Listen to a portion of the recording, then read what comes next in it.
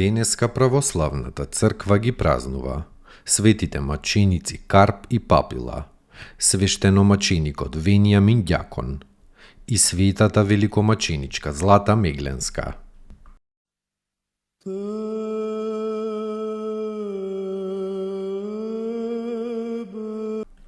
Светите маченици Карп и Папила.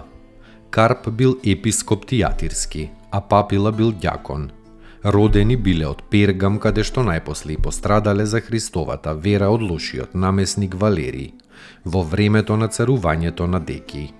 Валерий ги врзал за коњи и ги отерал во Сард, каде што многу луто ги мачел, но ангел Божи им се јавил и ги излекувал од раните, подкрепувајќи ги.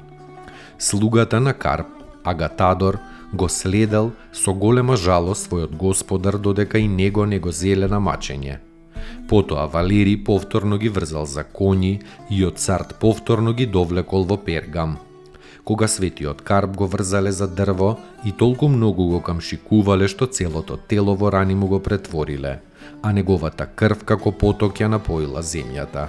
Тој се изнасмеал на тие страшни маки.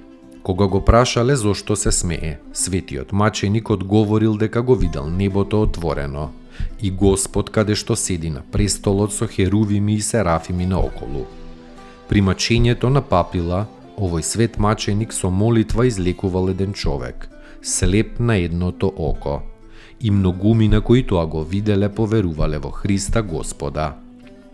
Фрлени пред зверовите, овие маченици останале неповредени. Кога ги фрлиле во огнена печка, ги видела Агатоника, сестра на Папила, па и таа скокнала во огнот. Но огнот не ги изгорел. Најпосле сите со меч ги исекле во 251 година. И така по добрите подвизи го примиле венецот на славата во Царството Христово.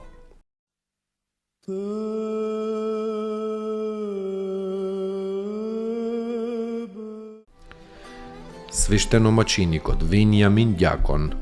Овој војник Христов бил персијанец и со ревносна проповед на Евангелието обратил во верата Христова многу персијанци и елини. Пострадал за време на персискиот цар Издегард, синот Гороранов, околу 412-тата. Кога бил фрлен во темница, некој од царските велможи се застапил за него пред царот.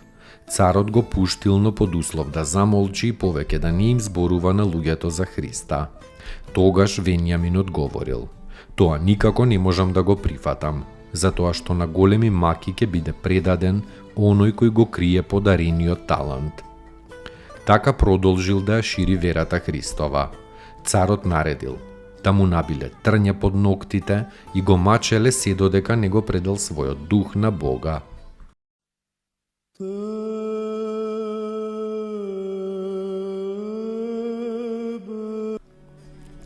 Светата великомаченичка Злата Мегленска. Родена е во селото Слатина во Мегленската област, од сиромашни селски родители, кои имали уште 3 ќерки.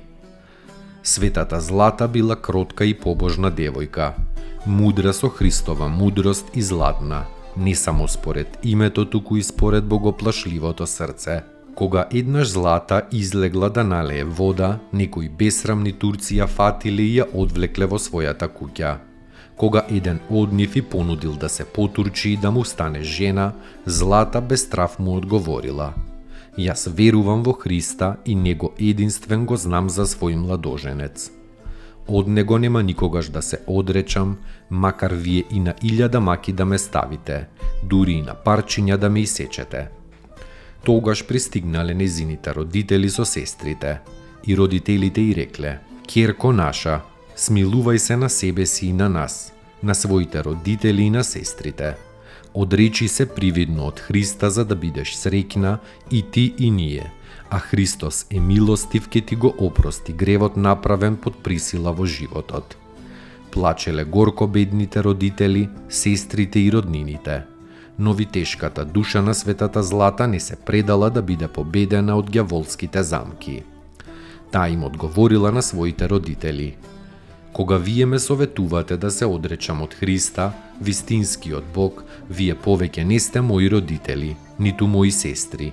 Имам татко, Господ Исус Христос и мајка Богородица, а браќа и сестри ми се светителите и светителките. Тогаш турците ја фрлиле во темница каде што лежела 3 месеци. Секој ден ја изведувале на камшикување, се додека низината крв не ја натопила земјата. Најпосле ја обесиле надолу со главата и под неа запалиле оган за од чадот да се задуши. Но Господ бил со Злата и давал сила во страдањето. Најнакрај ја обесиле на дрво и целата ја исекле на мали парчиња. И така, оваа мажествена девица го предала својот дух на Бога и се преселила во рајските населби во 1796-та. Парчиња од незините мошти разнеле христијаните по своите домови заради благослов.